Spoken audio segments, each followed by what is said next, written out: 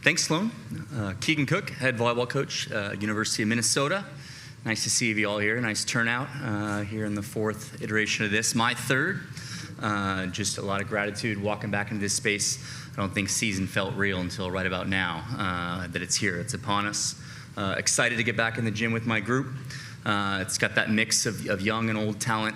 But most of all, it's a group that is on the same page in terms of values in volleyball. So first 2 years at Minnesota were special. Transitions are challenging, as we know, in this day and age in college sports. And I think it says a lot about the University of Minnesota and the athletes, the fact that this program has been to 2 NCAA tournaments and 1 matches. But we hope to remember it as the good before the great, and we're looking to make a jump here into those later weekends of the tournament. This is a dynamic group, a group whose potential we'll be trying to meet for the entirety of the season. We've been known as a serving, blocking, grind you out kind of team, but hopefully you're going to see a much more dynamic offensive group, much more skilled receiving group, and a group with plenty of personality and character. So thanks for being here. Looking forward to talking with you guys. Questions for the Gophers? We'll start right here. Dustin Schutte, Purdue on that side. Coach, you added Lauren S. Myers from the transfer portal. Just what does she bring to you, to your team, and how does she fit on your roster? Hi, Dustin. Yeah, really special opportunity to add a really dynamic athlete, one that we had competed against a number of times unsuccessfully. So looking forward to having her on our side of the net. A long athlete, dynamic, really well coached in her time at Purdue, can score the ball in front and behind the setter. It just gives you an added level of physicality that we lost. You know, Phoebe Awalea was a big loss for us in the middle in terms of being one of the best blockers in the country, and Lourdes helps us mitigate some of that while also adding a little bit more offense in the middle third of the net, which is something that we've been aspiring to be better at for some time. So thankful to have her and for all the work that she did at Purdue. And again, she speaks highly of her time there, and we're looking forward to giving her the best year of her career.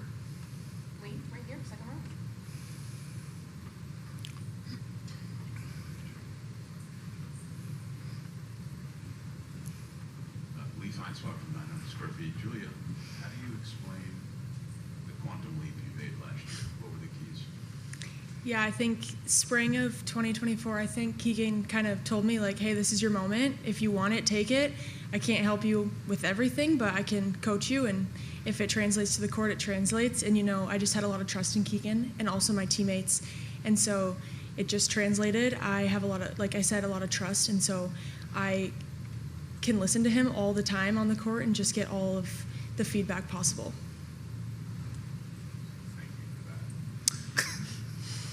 Thanks, Lee.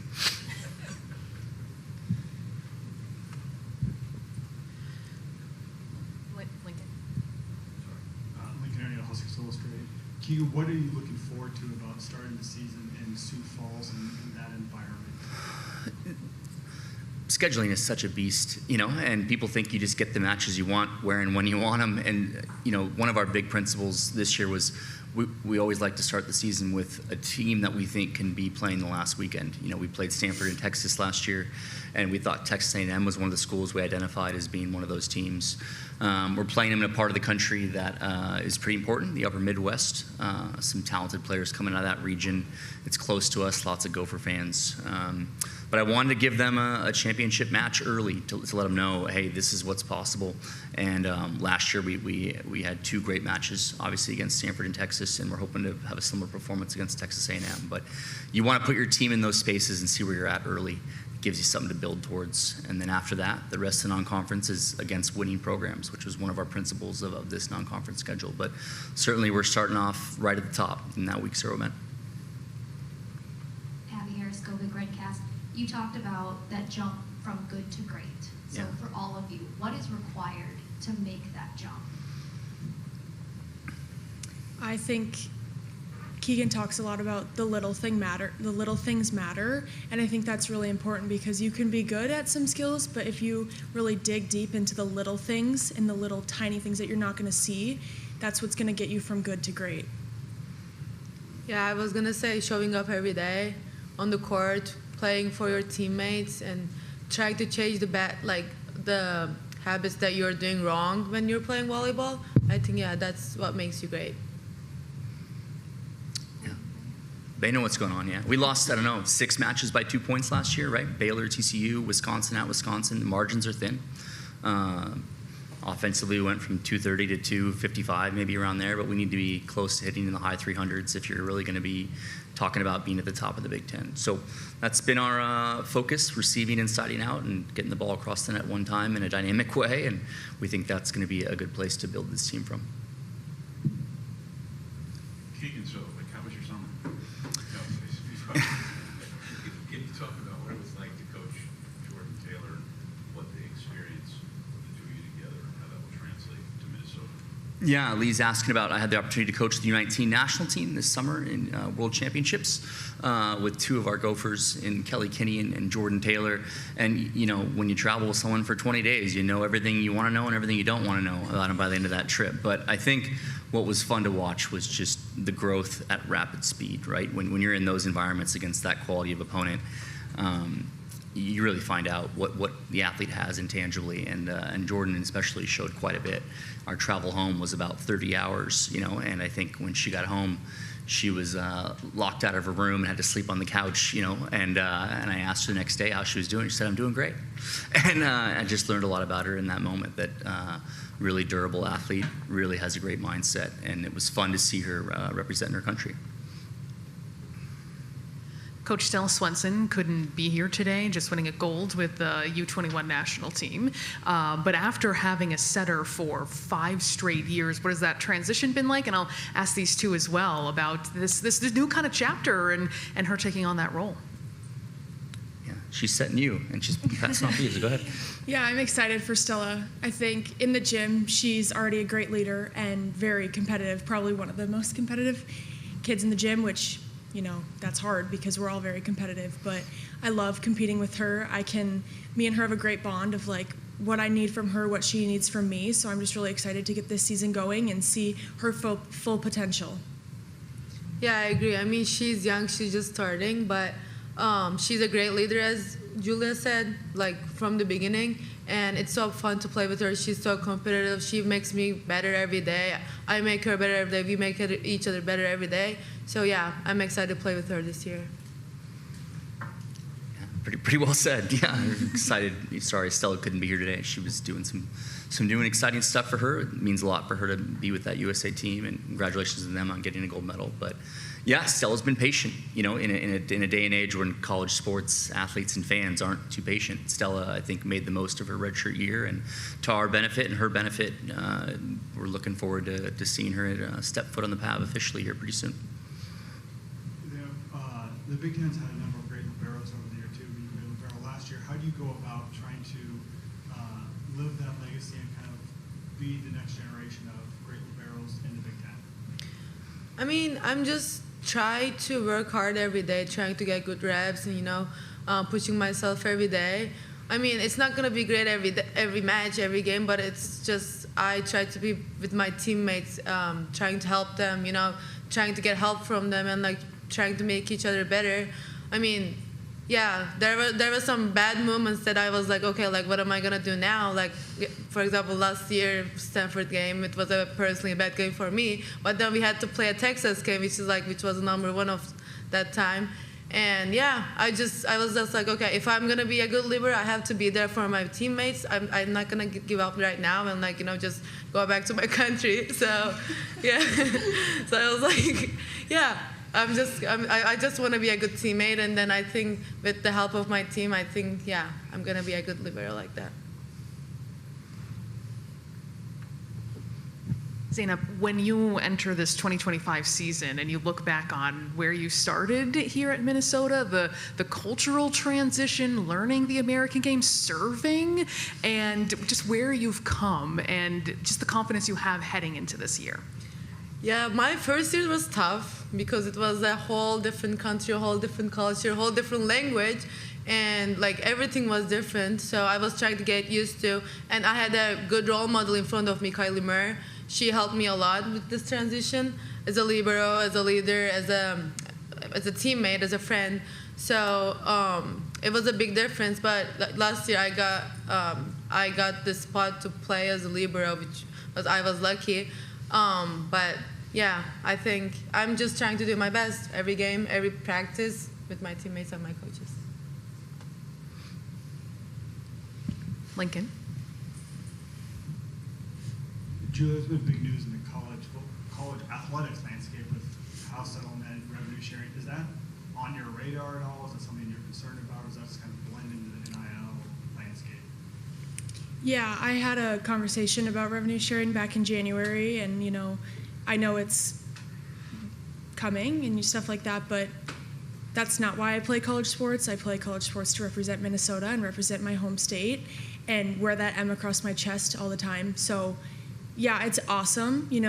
It helps us a lot, but at the end of the day, like, I'm still an athlete and I'm still a human being, so it's not really on my radar.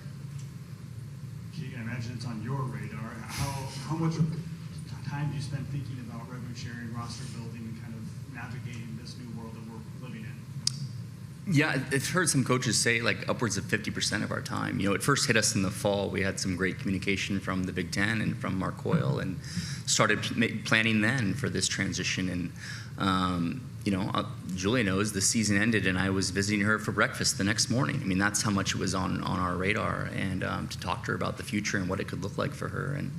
But what we really came to is, we're still coaching these athletes and we're advocating for them. We're still trying to give them skills in volleyball and professionally that they will be successful with, professionally and, in the future. But they're just now being rewarded for that a little bit sooner. So the job hasn't changed as much. We've had to maybe make new hires or reorganize our staff, but it's still, at its heart, the same job. We're still advocating for these guys as we always have been, and telling these different entities why they should value our student athletes, now and in the future. And so it's been a fun thing to learn. It was exciting to hire Nellie Coleman as our first general manager to help me get off of Excel and back onto film. But yeah, I'm thankful for where we've landed. I'm thankful for the Big Ten and for Minnesota and for them giving us the communication to get organized and make sure that we're doing the absolute most that we can for our athletes. So we're in a good position. It doesn't dominate our thoughts like it used to now that we're organized and we can get back to doing what we love, which is coach and mentor.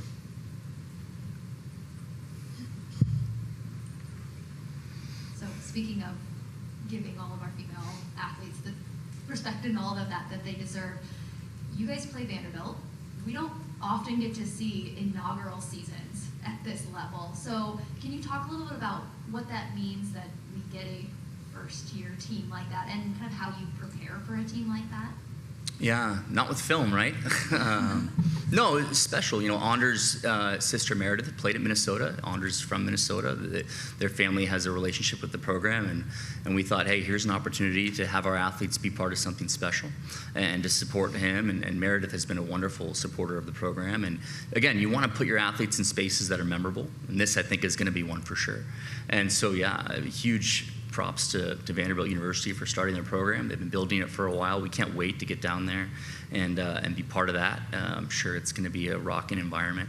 But yeah, you don't get a whole lot of chances to be part of firsts anymore. And anytime you do, you jump at it for sure.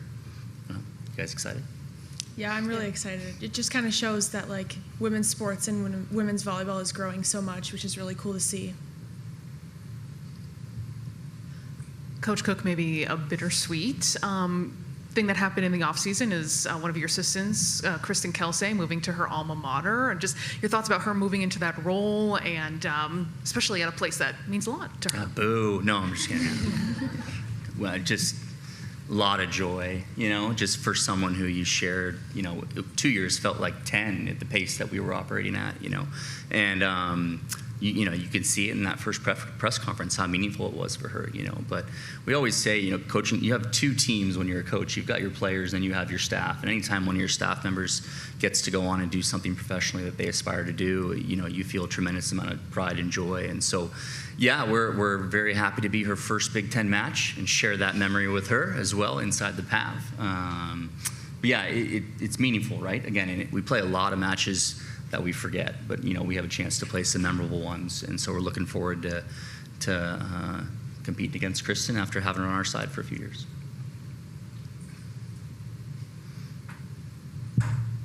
Other questions for the Gophers? Yep, right over here.